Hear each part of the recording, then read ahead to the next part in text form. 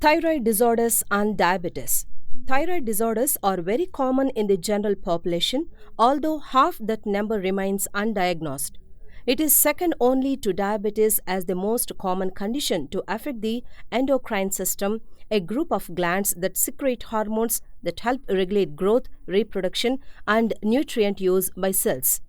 As a result, it is common for an individual to be affected by both thyroid disease and diabetes.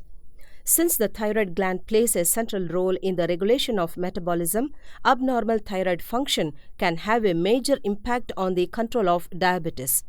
In addition, untreated thyroid disorder can increase the risk of certain diabetic complications and can aggravate many diabetes symptoms. Thyroid disorder and diabetes. People with diabetes have an increased risk of developing thyroid disorder. In the general population, approximately 6% of people have some form of thyroid disorder. However, the prevalence of thyroid disorder increases to over 10% in people with diabetes. People with type 1 diabetes have a higher risk of autoimmune thyroid disorder. Up to 30% of women with type 1 diabetes have same form of autoimmune thyroid disease.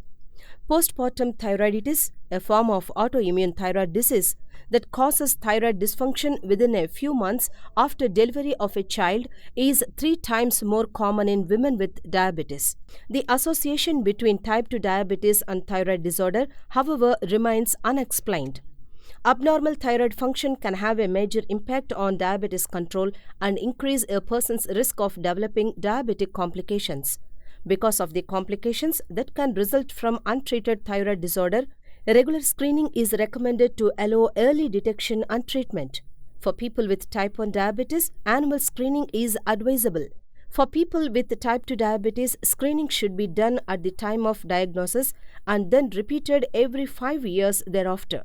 The frequency of screening should increase with advancing age since the incidence of thyroid disorder increases with age. For people over the age of 60, annual screening is recommended.